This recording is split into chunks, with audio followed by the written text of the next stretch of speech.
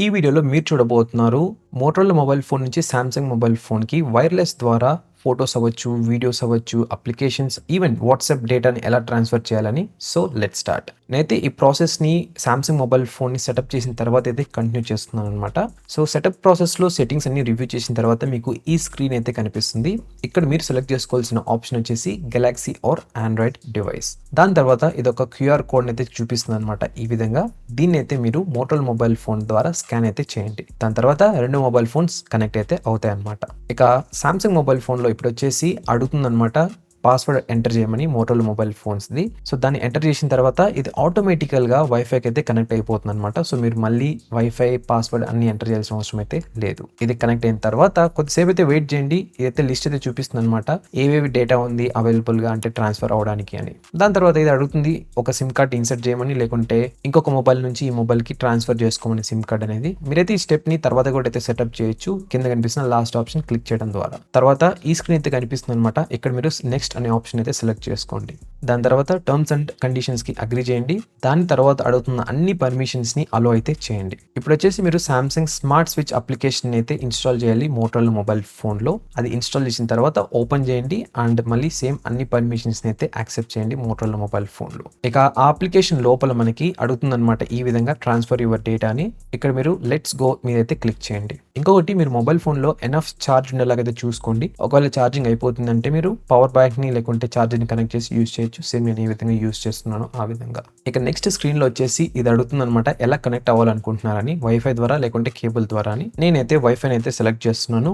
దాని తర్వాత ఇక్కడ మీకు క్యూఆర్ కోడ్ అయితే కనిపిస్తుంది అనమాట. దీని అయితే స్కాన్ చేయాలి మోటరోలా మొబైల్ ఫోన్ యూస్ చేసి. ఇక నెక్స్ట్ స్టెప్ లో వచ్చేసి ఇది మొత్తం స్కాన్ అయితే చేస్తుంది మోటరోలా మొబైల్ ఫోన్ ని ఏ డేటా అయితే అవైలబుల్ లో ఉంది ఈ సామ్సంగ్ మొబైల్ ఫోన్ కి ట్రాన్స్ఫర్ చేయాలని. ఈ విధంగా స్క్రీన్ అయితే కనిపిస్తుంది అనమాట. ఇక్కడైతే మీరు సెలెక్ట్ చేసుకోవచ్చు ఎవ్రీథింగ్ లేకుంటే ఓన్లీ కాల్సా, కాంటాక్ట్స్, మెసేజెస్ అని.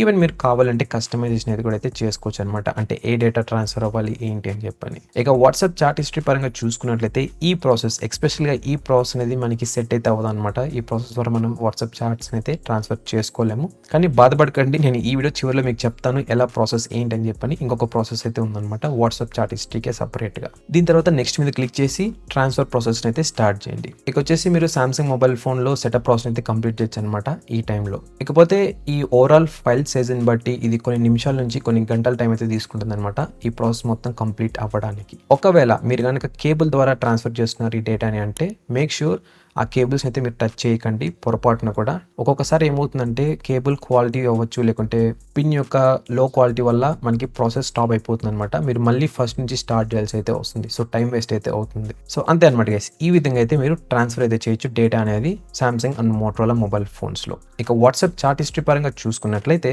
ఫస్ట్ మీరు వాట్సాప్ అప్లికేషన్ అయితే డౌన్లోడ్ చేయండి మీ సామ్సంగ్ మొబైల్ ఫోన్లో. కానీ లాగిన్ అయితే అవ్వకండి. ఇది అండర్లైన్ చేసుకోండి. లాగిన్ అయితే అవ్వాల్సిన అవసరం అయితే లేదు. ఇప్పుడు వచ్చేసి మీరు వాట్సాప్ అనేది మోటరోలా మొబైల్ ఫోన్లో అయితే ఓపెన్ చేయండి.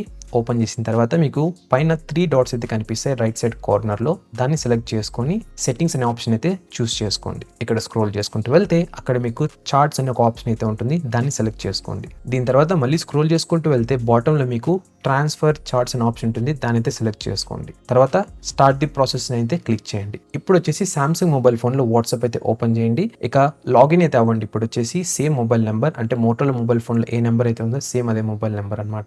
ఇప్పుడు ఓటీపీ వెరిఫికేషన్ వస్తుంది. ఆ ఓటీపీ ఎంటర్ చేసిన తర్వాత మీకు ఈ విధంగా విండో అయితే కనిపిస్తుంది అనమాట ట్రాన్స్ఫర్ చాట్ హిస్టరీ అని. దాని మీద కంటిన్యూ క్లిక్ చేస్తే ఒక క్యూఆర్ కోడ్ అయితే కనిపిస్తుంది ఈ విధంగా. దీన్ని అయితే మీరు స్కాన్ అయితే చేయాలి మోటరోలా మొబైల్ ఫోన్ యూస్ చేసి. అంతే గైస్, ఇప్పుడు వాట్సాప్ చాట్ హిస్టరీ కూడా ట్రాన్స్ఫర్ అయితే అయిపోతుంది అనమాట మోటరోలా మొబైల్ ఫోన్ నుంచి సామ్సంగ్ మొబైల్ ఫోన్ కి. ఐ హోప్ ఈ వీడియో మీకు యూస్ఫుల్గా అనిపించిందని అనుకుంటున్నాను. అవును అంటే కింద కనిపిస్తున్న లైక్ బటన్ ప్రెస్ చేయడం మాత్రం మర్చిపోకండి. అండ్ ఆల్సో ఛానల్కి సబ్స్క్రైబ్ చేసుకోండి. ఇలాంటి టిప్స్ అండ్ ట్రిక్స్ అలాగే బోల్డ్ అన్ని రివ్యూ వీడియోస్ అయితే వస్తున్నాయి అనమాట. మొబైల్ ఫోన్స్ అవ్వచ్చు, ల్యాప్టాప్స్, డిఫరెంట్ థింగ్స్. సో అది కూడా తెలుగులో. సో ఐ హోప్ మీకు ఈ ఛానల్ చాలా బాగా అయితే యూస్ఫుల్గా అయితే ఉంటుంది. అండ్ ఫన్ అండ్ ఎంటర్టైన్మెంట్లో కూడా అయితే ఉంటుంది అనమాట ఫ్యూచర్ వీడియోస్ కూడా. సో కలుద్దాం మళ్ళీ ఇంకొక వీడియోలో.